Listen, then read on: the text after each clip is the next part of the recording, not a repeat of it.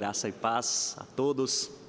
Hoje nós teremos a nossa última pregação dentro do tema que nós temos a respeito da juventude. E hoje nós vamos falar um pouco a respeito da depressão e a resistência jovem.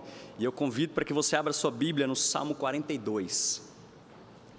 E diz assim a palavra do nosso Deus: ao mestre de canto, salmo didático dos filhos de Corá. Como suspira a corça pelas correntes das águas, assim por ti, ó Deus, suspira a minha alma. A minha alma tem sede de Deus, do Deus vivo.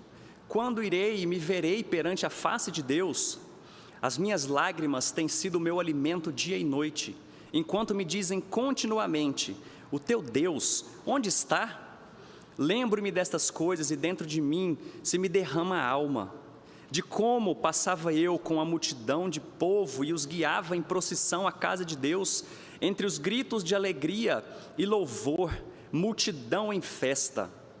Por que estás abatido, ó minha alma? Por que te perturbas dentro de mim? Espera em Deus, pois ainda o louvarei, a Ele, meu auxílio e Deus meu. Sinto abatida dentro de mim a minha alma. Lembro-me, portanto, de ti, nas terras do Jordão e no monte Hermon e no outeiro de Mizar. Um abismo chama outro abismo, ao fragor das tuas catadupas, todas as tuas ondas e vagas passaram sobre mim. Contudo, o Senhor durante o dia me concede a sua misericórdia, e à noite comigo está o seu cântico, uma oração ao Deus da minha vida. Digo a Deus, minha rocha: por que te olvidaste, ou por que esqueceste de mim? Por que hei de andar eu lamentando sobre a opressão dos meus inimigos? Esmigalham-se-me os ossos, quando os meus adversários me insultam, dizendo e dizendo: o teu Deus, onde está? Por que estás abatida, ó minha alma? Por que te perturbas dentro de mim? Espera em Deus, pois ainda o louvarei, a Ele, meu auxílio e Deus meu. Vamos orar mais uma vez? Pai bendito, obrigado por tua santa palavra, obrigado pelo privilégio de estarmos aqui cultuando ao Senhor, prestando a honra devida ao teu santo nome. E agora eu quero rogar para que o Senhor, através do teu Santo Espírito, continue a nos conduzir em adoração a ti, agora diante da tua palavra. Dá-nos entendimento, ó Pai. Obrigado porque nela aprendemos a respeito das aflições que todos nós passamos, e diante de uma alma abatida, triste, cansada, nós podemos encontrar graça e consolo no Senhor. Obrigado porque o Senhor é a nossa rocha, o Senhor firma os nossos pés, e em Ti podemos encontrar consolo. Conduza-nos, ó Pai, para a honra e glória do Teu santo nome. Nós oramos assim no nome santo de Jesus. Amém. A vida nesse mundo é cheia de altos e baixos. O nosso estado pode mudar rapidamente, talvez de sereno e feliz, e diante de algumas situações nós começamos a ficar irritados, tristes, abatidos, sem esperança. E são centenas, ou talvez pudesse dizer milhares de situações que podem tirar o nosso sono, tirar a paz da nossa alma. Talvez uma dificuldade de emprego, tempo que nós vivemos, dificuldades na família, problemas de relacionamentos familiares, relacionamentos diversos, desilusões, dificuldades no trato uns com os outros. Talvez a gente pode colocar luto, que tem sido tão comum, estresse, pressão no trabalho, às vezes tantas lives que a gente não suporta mais, quem sabe o isolamento e talvez até pecado. E tantos outros motivos que podem seriamente danificar não só a nossa fé, mas a nossa saúde mental, a nossa saúde emocional e, claro, a nossa saúde espiritual. E essas situações fazem surgir pensamentos que tiram o foco da nossa vida. Faz a gente ter uma visão distorcida da realidade diante da interpretação equivocada dos fatos que acontecem conosco. A nossa resposta talvez seja de ansiedade, talvez seja de apenas ver os problemas, ver as dificuldades, ao invés de olhar para o nosso Deus que traz esperança.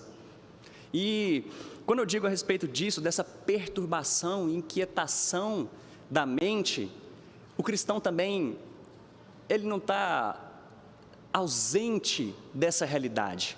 Nós, como cristãos, também estamos sujeitos a esse tipo de comportamento, de pensamento, de atitudes, de ansiedades, de dificuldades que nós passamos. E talvez num grau ainda mais profundo, quando a gente perde a esperança. E muitos de nós entramos em depressão. E diante disso, nós podemos ver o tanto que a Bíblia fala e traz personagens que passaram por isso.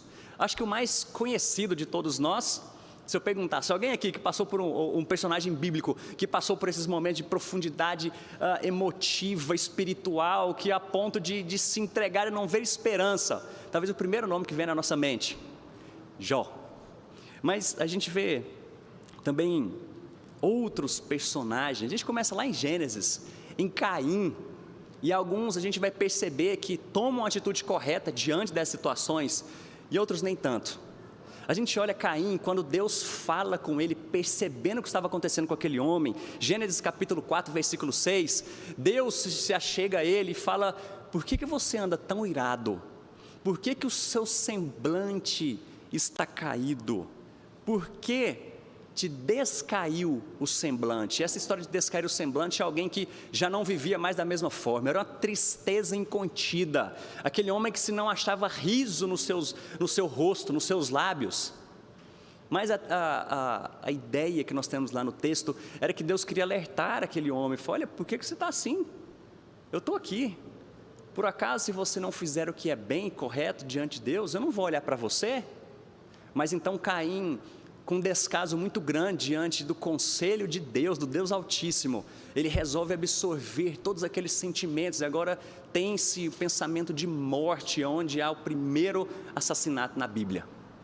Mas a gente continua então, vendo mais um, por exemplo, diante de uma grande pressão, Moisés, narrado ali em Números capítulo 11, uma conversa que ele tem com Deus, ele já cansado daquele povo reclamando, Deus sempre falava com Moisés, dava instruções àquele povo reclamando, e então lá Moisés se declara diante de Deus, fala: por que o Senhor está me tratando assim? Me manda a morte, eu não quero ver a minha miséria, me mata. Diante de tanta pressão que ele estava sofrendo. Mas mesmo diante dessas lutas, diante das vezes do fracasso, das dificuldades, o que a gente pode ver é esperança, a gente pode ver graça sendo derramada de forma superabundante sobre as nossas vidas, diante de um Deus que é vivo. Portanto, o meu intuito nessa manhã é trazer uma palavra de esperança a todos nós, porque nós não estamos livres desses pensamentos, talvez num grau bem leve, às vezes num grau bem profundo que você esteja passando, mas a graça, a esperança reservada para nós, no nosso Deus. E mesmo que essa palavra não esteja na Bíblia, né, depressão, os sentimentos que eu não vou colocar nem simplesmente como doença, mas essas aflições que trazem no nosso coração, elas estão presentes em toda a Bíblia, inclusive de forma abundante nos Salmos. Eram tantos os textos que eu poderia usar e citar tantos aqui, mas eu resolvi me colocar aqui no Salmo 42, e na verdade a gente vê alguns manuscritos mais antigos, que o Salmo 42 e 43 é um só, e a gente ainda vai entrar nesse Salmo 43 aqui também, falando a respeito disso, de aflições que a nossa alma pode ter, mas como encontrar graça mediante isso. Mas antes de nós entrarmos no texto, eu quero afirmar duas coisas aqui. A primeira delas é que eu creio na graça comum e na suficiência das Escrituras. Quero dizer com isso que, diante da doutrina da graça comum, Deus, de forma muito bondosa, faz com que não só cristãos, mas ímpios cresçam e se desenvolvam perante a sociedade. E aí a gente pode colocar que Deus deu inteligência e dotou os homens para poderem pesquisar, para poderem se aprofundar, para poderem pensar a respeito de todas as áreas da vida, inclusive dentro das ciências e de forma mais específica ainda, as ciências que estudam a alma, que estudam a mente humana. E assim, claro que não é uma confiança cega de concordar com tudo que existe dentro do que é dito das ciências humanas, mas eu acho que o fato de se a gente excluísse tudo que se tem a respeito de medicina e de todas essas áreas que estudam a mente, desenvolvimento de remédios, cirurgias e tudo mais, eu acho que talvez seria um engano da nossa parte. Porém, tendo dito isso, eu creio na suficiência das Escrituras, porque muitos precisam reencontrar o seu equilíbrio, claro, com medicamentos e tantas outras formas, porém, isso não está ausente da palavra de Deus. Pelo contrário, nós cuidamos e pensamos que o homem não é só reações, não tem a ver simplesmente com moléculas, mas o homem tem um espírito que é ligado ao Senhor. Portanto, nós entendemos que a Escritura, sim, é suficiente para nos trazer diretrizes, para nos trazer o caminho para pensar a respeito desses assuntos. E segundo, é que meu intuito não é esgotar o assunto aqui, até porque a gente não tem, acho que é impossível a gente fazer isso aqui num período só. Mas eu quero, portanto, como eu disse antes, mostrar o que as Escrituras nos falam e dar um direcionamento para que a gente possa caminhar ainda mais diante desses assuntos. E agora então, entrando aqui nos Salmos, por que nós podemos pensar nos Salmos falando a respeito desse assunto? Porque quando a gente olha para todo o livro dos Salmos, a gente vai encontrar, por exemplo, que Davi testificou que ele tinha sido seu alto refúgio e proteção no dia da sua angústia. Salmo 9, Salmo 37, Salmo 41, Salmo 59, falando a respeito disso.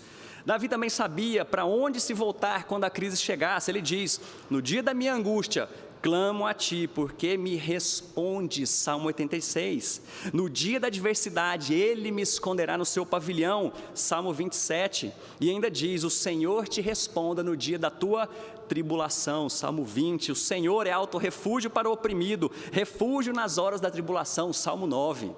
Mas não só Davi, a gente pega, por exemplo, Asaf, no Salmo 77, que é o que nós lemos: no dia da minha angústia, procura o Senhor. Salmo 50, invoca-me no dia da angústia, eu te livrarei, e tu me glorificarás. E o Salmo 107, que repete por 4 vezes: na minha angústia, clamaram ao Senhor, e Ele os livrou das suas tribulações. Portanto, os Salmos têm muito a nos ensinar a respeito da nossa vida, a respeito dos nossos sentimentos, a respeito das nossas aflições, e como Deus está presente em todas elas no seu melhor. E agora então, a gente entra aqui nesse Salmo 42, e como eu disse, Salmo 42 e 43 fazem parte de um único Salmo, que a gente vai entrar neles aqui também. Mas se você estiver triste, com a alma cansada, abatida e abalada, desperte-se para buscar a Deus como sua esperança e ajuda, não importa quão desesperadora seja a sua situação. E aí a gente então entra nesse salmo que começa dizendo ao mestre de canto, salmo didático, um salmo para ensino dos filhos de Corá. E a respeito dos filhos de Corá, a gente vai percorrer alguns textos nos ensinando, por exemplo, 2 Crônicas, segundo livro das Crônicas, dizendo que esses coraitas, descendentes de Corá, eram os sacerdotes responsáveis pela adoração. Então, bem provavelmente, esse salmo aqui foi cantado na peregrinação do povo rumo a Jerusalém. Eles cantavam, e tanto é que o texto vai nos dizer aqui, no versículo 4, como eu passava, lá no finalzinho da parte B, como passava eu com a multidão de povo e os guiava em procissão à casa de Deus, entre gritos de alegria e louvor. Portanto, ele foi direcionado aos filhos de Corá para que musicasse esse salmo, e o povo de Deus cantava a respeito disso daqui.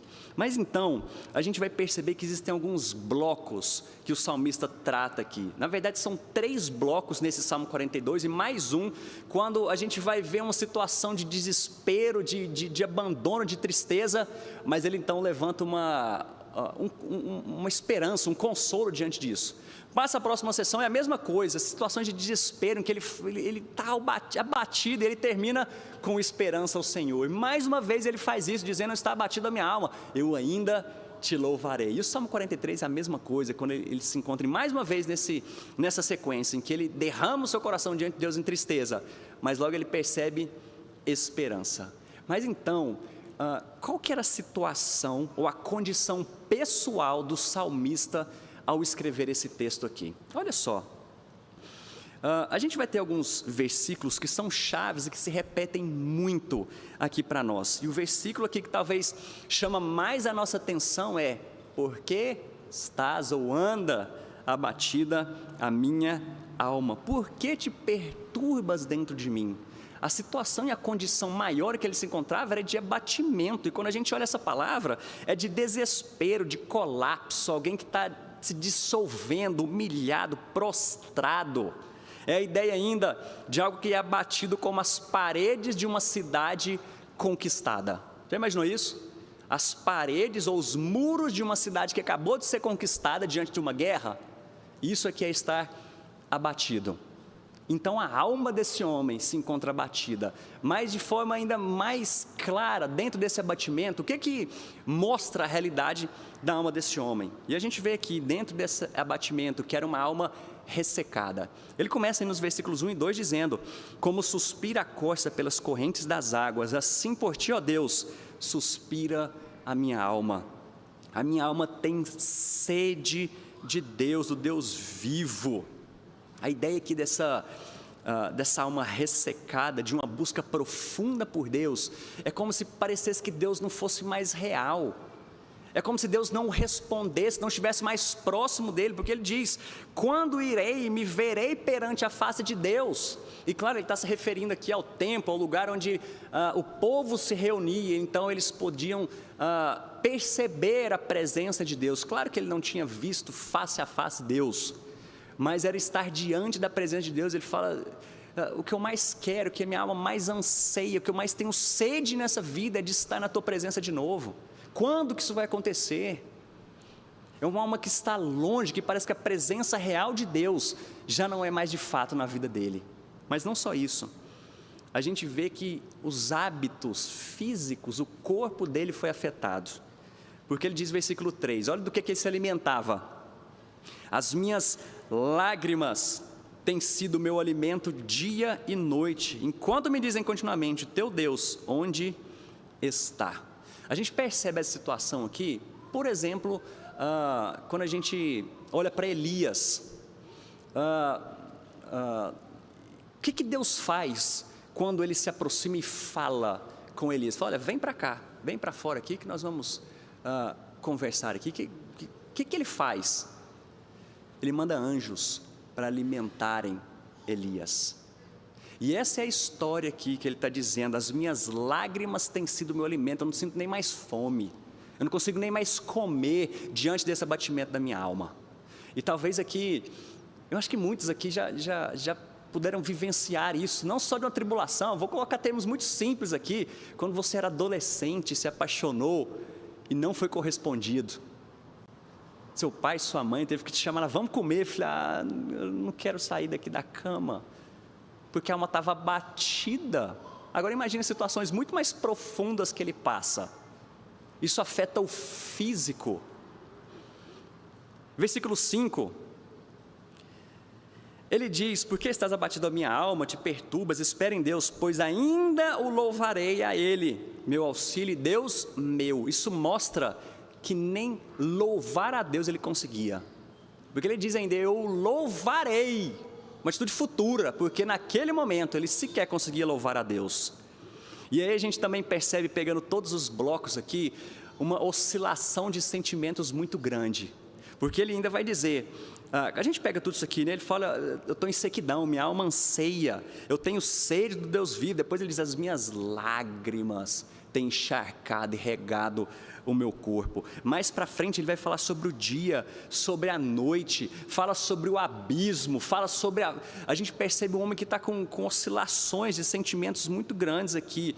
E talvez a parte mais pesada para ele, versículo 11, como ele termina dizendo novamente: por que estás abatida, por que te perturbas? Espera em Deus, pois ainda o louvarei a Ele, meu auxílio e Deus meu. perceba que aqui nesse ponto, ele ainda não consegue enxergar o fim dessa história. Isso aqui é um misto de sentimentos, é um misto que estava no seu coração. Olha, minha alma está pesada, eu ainda vou louvar, eu tenho esperança nisso, mas naquele momento, ele sequer conseguia ver o fim, ou conseguia, como a gente diz, né, ver a luz no fim do túnel, porque sua alma encontrava-se abatida. E depois a gente pode pensar aqui a respeito das causas desse abatimento. E agora eu vou ter que percorrer todo o Salmo novamente. E assim, a gente percebe quais as causas imediatas disso daqui. A primeira delas, que a gente pode olhar, vendo como que estava, em primeiro lugar, a condição daquela alma abatida. Agora, quais as possíveis causas? Eu não estou querendo dizer aqui que, quando a gente olha para a nossa vida e aplica isso, que essas são as únicas causas de sofrimento e tristeza para nós. Mas elas podem sim estar ligadas aos nossos momentos de aflição. E a gente percebe que ele diz aqui no versículo 6: sinto a batida dentro de mim a minha alma, lembro-me, portanto, de ti nas terras do Jordão e no Monte Hermon e no outeiro de Mizar. Ele estava se lembrando dos tempos em que ele podia estar na presença do Senhor, ele que podia louvar ao Senhor. A gente volta um pouquinho mais, que nós lemos versículo 4, quando ele passava com a multidão do povo e guiava em procissão a casa de Deus, os gritos de alegria. Ele se lembra daquilo, mas onde ele está naquele momento? Final do versículo 2: quando irei e me verei perante a face de Deus. Era um homem que estava longe, afastado, e nós não sabemos as circunstâncias aqui, mas era um homem que estava afastado, impedido de estar na presença de Deus louvando. Isso aqui para nós, ele é muito real e muito atual, porque recentemente nós fomos privados da adoração coletiva ao nosso Deus. Eu não sei se isso te afetou de alguma forma.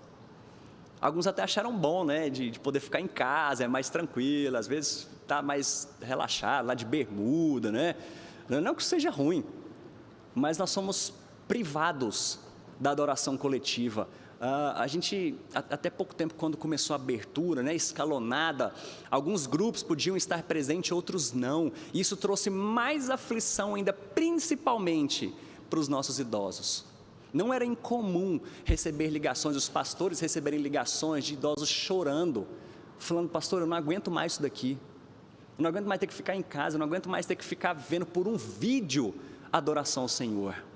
E essa foi uma das causas. Portanto, só fazendo um parênteses aqui, cuidado se você está acostumado, agora vamos dirigir a que estamos acompanhando pela internet, cuidado se você acostumou demais a ficar só em casa cultuando ao Senhor, porque a gente está vendo de uma maneira muito prática e clara, alguém que foi afastado.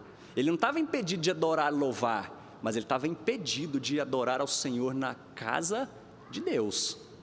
Mas continua, ele ainda vai dizer, ainda no versículo 3, finalzinho, ele estava chorando, se alimentando dessas lágrimas, e ainda diziam para ele continuamente: o teu Deus, onde está? Mais para frente a gente ainda vai ver lá os ímpios fazendo pressão, falando: cadê o seu Deus? Você está aí dessa forma, cadê? Você não serve um Deus poderoso? Os inimigos, capítulo 43, versículo 1, falando a mesma coisa, pedindo: Deus, traz juízo sobre esse povo, que eu não aguento mais. Pressão externa dos incrédulos, gente pressionando: cadê? Quem é esse Deus? O nosso Deus sendo questionado todos os dias na nossa sociedade. E aí vou entrar aqui, por exemplo, dos nossos jovens, a gente está falando de certa forma de juventude, Deus sendo questionado naqueles seus estudos pelos seus professores. Os vídeos e as centenas de milhares que a gente tem questionando: cadê o seu Deus? E isso trazia pressão para aquele homem. Mas quando a gente ainda olha, ele remontando de novo aqui, essa parte que ele lembra como que era bom. E essas memórias, ao invés de trazer consolo para o coração dele, trazia peso ainda maior. Falou: lembra esses dias de outrora? E aí é muito comum a gente ouvir ele falar: na minha época era muito melhor a adoração. Na minha época, quando eu era mais jovem, eu pude. E agora esse salmista está lembrando: na minha época era tão bom louvar o Senhor, e agora... E aí então ele entra no versículo 7. Um abismo chama outro abismo. Ao fragor das tuas catadupas, todas as tuas ondas e vagas passaram sobre mim. É uma linguagem que ele utiliza aqui muito parecidas com as que Jonas utiliza. Quando ele está afundando, ele é lançado ao mar e está afundando, ele começa a narrar o que estava acontecendo ali no fundo daquele mar. Ele falou: olha, meus cabelos começaram a se prender aqui entre as ervas e tudo que estava no fundo do mar. Eu comecei a ver a morte. Comecei a afundar, essas ondas passaram sobre mim. E é umas palavras muito parecidas aqui que ele está dizendo. E tirada aqui de forma isolada, esse um abismo chama outro abismo. E claro, ele é aplicado de maneira correta, de que um pecado chama outro pecado, ele vai aprofundando cada vez mais. Mas a linguagem, a ideia que nós temos aqui é de que era de profundidade. É como se ele estivesse sentindo as ondas do mar engolindo. E vinha cada uma mais forte do que a outra. Eu acho que goiano que conhece mar sabe muito bem dessa linguagem aqui, porque goiano chega afoito, né? Às vezes nunca viu mais, chega afoito e toma aquele caldo, e vem aquela onda e te traga. O goiano sabe o que esse homem está falando, essas ondas aqui, um abismo chamou outro abismo, que a profundeza foi tomando conta de mim, essas ondas passando por cima de mim, eu não via salvação nisso. Essas pressões que acontecem, todos os dilemas da vida desse homem, trazendo essa tristeza e abatimento. Mas claro, o Salmo não para por aqui. Nós vemos a condição desse homem, as possíveis causas dessas condições, mas agora ele vai falar a respeito das curas, e como que nós podemos encontrar graça diante de tudo isso que está acontecendo. E assim, eu já quero trazer de forma a aplicar isso para o nosso coração. E aquele homem, em primeiro lugar, ele derrama a sua alma diante de Deus. Versículo 4. E talvez, e eu espero, e essa não é a minha intenção, que você está meio perdido aí, falando: gente, mas ele está indo e voltando, toda hora em versículo, está indo e voltando, eu não estou entendendo. Mas eu quero reafirmar de novo aqui, lembra que esse salmo ele é feito em blocos, por isso que eu estou percorrendo, indo e voltando, porque em cada bloco desse, ele vai mostrar qual que era a sua condição, ele vai mostrar a possível causa, e agora trazer a cura ou a esperança que ele tem para o cristão. E se nós temos 3 blocos aqui nesse salmo, e mais um no 43, é por isso que eu estou indo e voltando nessa história aqui. E portanto, dentro dessa cura, a gente vai ver aqui nesse primeiro bloco, quando ele diz, versículo 4, lembro-me destas coisas e dentro de mim se me derrama a alma. E esse é o ponto que caminha para a cura desse abatimento, de derramar a alma diante do Senhor. Se você se encontra nesse estado, derrame a sua alma diante do Senhor. E é interessante que muitas vezes, e você já deve ter ouvido falar sobre isso, não pergunte para Deus o porquê, mas para quê. E eu, estudando Salmos, eu percebo que muitas vezes eles perguntam assim o porquê que aquelas coisas estavam acontecendo. Eu creio que não tem problema nenhum da gente: Senhor Deus, por que o Senhor está permitindo isso? Por que o Senhor se esqueceu? E quando ele vem aqui para o versículo 9, Deus da minha rocha, por que se esquecesse de mim? Por que de andar lamentando sobre a opressão dos meus inimigos? Vamos voltar mais uma vez para Jó. Ele pergunta: Deus, por quê? Por que essas coisas estão acontecendo? Só que, naquele caso de Jó, ele não estava muito preparado para ouvir as respostas. E quando você pergunta a Deus por quê, se prepare para ouvir as respostas. Isso é esperança para o nosso coração. Nesse caso do Salmo 42, a gente não vai ver uma resposta imediata.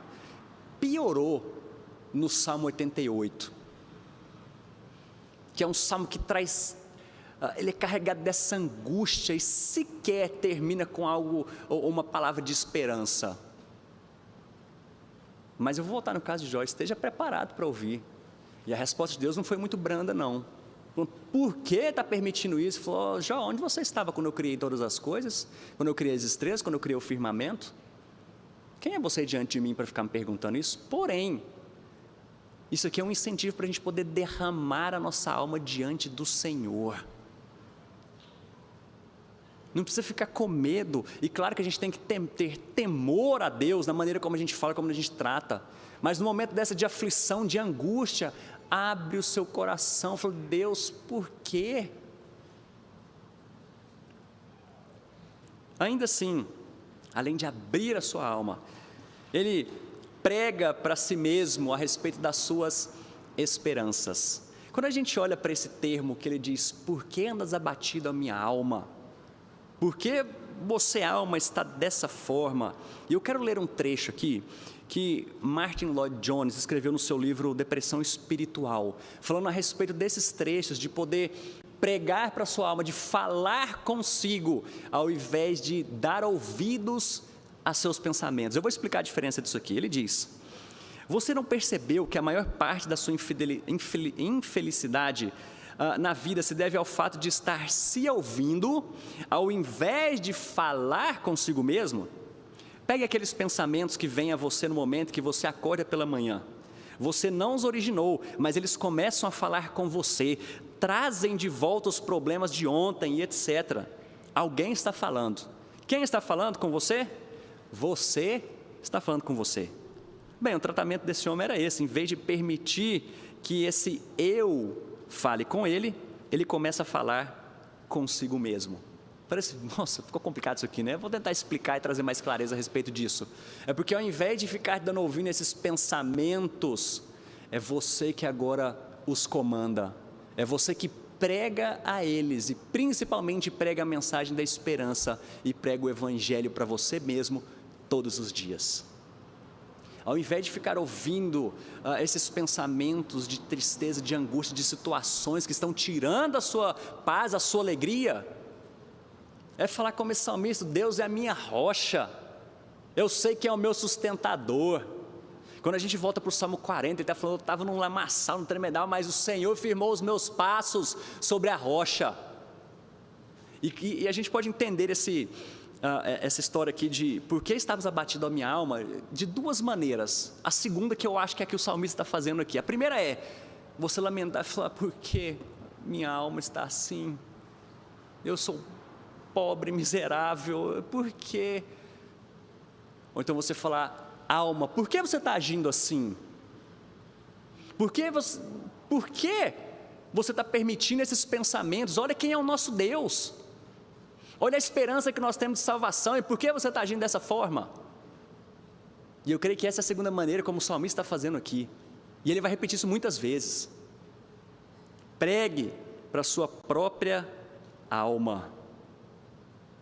E por fim, busque os preceitos de Deus. E eu quero ir para o capítulo 43, versículo 3, quando ele diz, envia a tua luz e a tua verdade, para que me guiem e me levem ao teu santo monte e aos teus tabernáculos. Envia a tua luz e a tua verdade.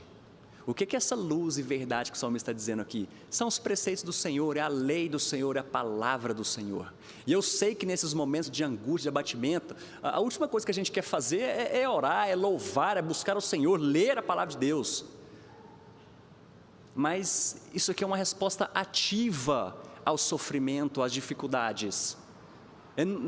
Não é se entregar a essas situações, mas procure o Senhor, procure os seus preceitos, procure essa luz e a verdade. E é interessante como o salmista, ele fala a respeito de Deus, porque ele vai dizer lá no versículo 11, falando, meu Deus, depois no capítulo 42, versículo 8, Deus da minha vida, versículo 9, a minha rocha, o versículo 2 do 43, o Deus da minha força, e depois no versículo 4, Deus da minha grande alegria, e ele ainda cita, minha rocha.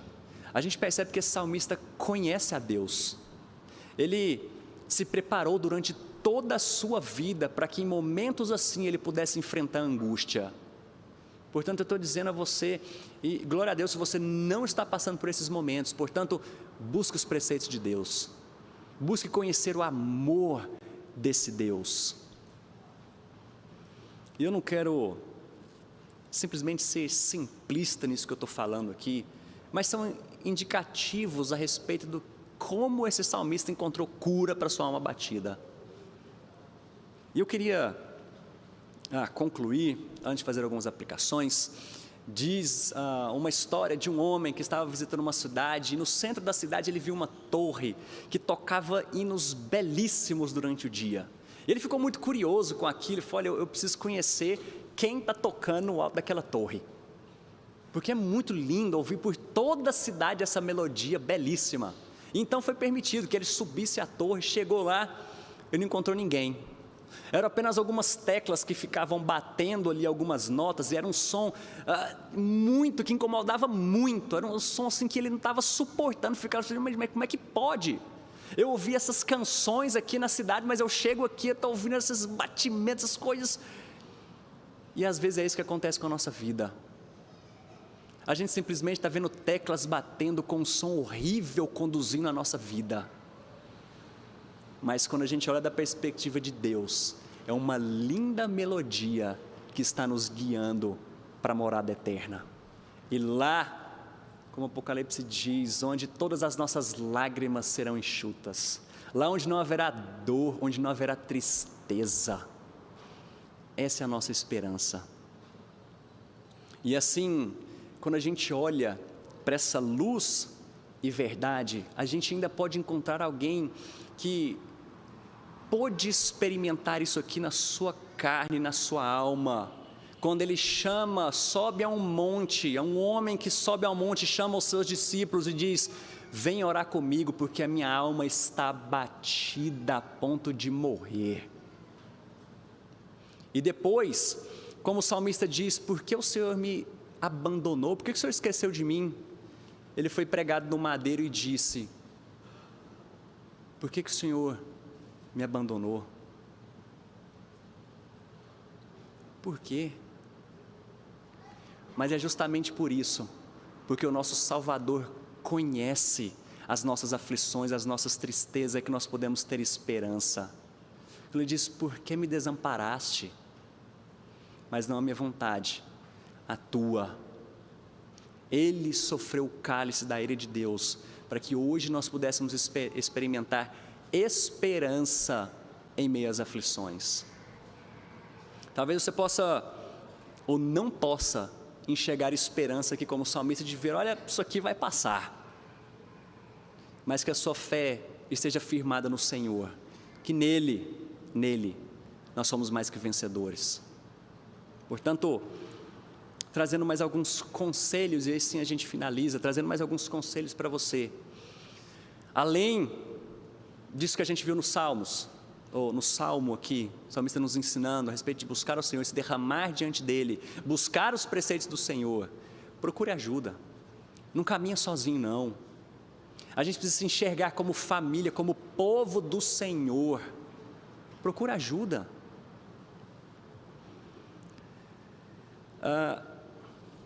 Evite pensamentos falsos de extremos. O que eu estou querendo dizer com isso? Esse falso extremo é: às vezes você pensa, alguma coisa deu errado na sua vida, e você fala: olha, nada mais vai dar certo na minha vida, porque isso aqui deu errado, acabou, porque esse relacionamento deu errado, aqui eu nunca mais vou ter paz, nunca vou encontrar ninguém mais. Evita falsos pensamentos, falsas generalizações, falsos filtros. Esse falso filtro aqui é, por exemplo, alguém que estudou muito para uma prova e ele tira 9, e ao invés de ele se alegrar com 9, ele se entristece tanto por causa dos 10 pontos que ele perdeu. O foco dele, um falso filtro, está simplesmente naquele pequeno problema, ao invés de olhar todo que foi conquistado. Cuidado com isso. Cuidado com uma falsa leitura mental. E essa história aqui é de gente que tende a racionalizar demais todas as situações. Alguém passa por você aqui no final e não vai te cumprimentar. E esses falsos pensamentos, fala: poxa, não me cumprimentou porque tem alguma coisa esquisita aqui. Que sem educação, não é? O que está acontecendo aí? Liga, manda mensagem: o que está acontecendo que você não me cumprimentou? Ao invés de se condoer, às vezes está passando, saiu daqui com essas lágrimas que alimentam o seu corpo, você está querendo cobrar dele, por causa de um cumprimento que não houve. Então pare de ficar pensando nas situações como se tudo conspirasse contra você. Algumas perguntas práticas que vão te ajudar a pensar melhor para se manter o equilíbrio. Você tem alguém ou algo, além de Deus, que é o centro da sua vida? O alerta é para que, se um dia Deus retirar isso de você, provavelmente você também vai ter a sua alegria perdida juntamente com isso. Quem é o centro da sua vida? Seu sucesso e a sua satisfação dependem exclusivamente da opinião e avaliação dos outros. O alerta é que, caso você fale, esses deuses vão ser muito mais importantes para você do que o evangelho na sua vida. Você fez algo de muito errado e tem tratado isso como um distúrbio de comportamento ou algo do tipo, e não trata esse problema aos pés da cruz, confessando o seu pecado? Mais alguns conselhos: siga uma rotina, exercite-se, descanse, repriorize. E se por acaso tem alguém aqui que tem tido pensamentos suicidas, lembre-se que a sua vida importa para Deus. Sua vida importa para Deus a ponto dele proibir o assassinato, inclusive o suicídio. Mas Ele também ama a ponto de mandar o Filho dele morrer naquela cruz. Lembre-se que Jesus sabe exatamente o que é que você passa, e que isso traga esperança para você. A sua vida importa para outras pessoas, porque muitas vezes nesse ato egoísta de falar, olha, eu preciso me livrar dos meus problemas, eu simplesmente vou me livrar disso tudo acabando com a minha vida, ou então as pessoas que estão ao meu redor vão ter alívio porque eu sou um fardo. Para com isso, porque vai ser um peso muito maior essas pessoas terem que conviver o resto da vida delas com esse peso de não terem te ajudado, às vezes caminhado mais com você, do que simplesmente ser alívio. E assim, considere o que é verdadeiro, derrame seu coração diante de Deus, procure ajuda.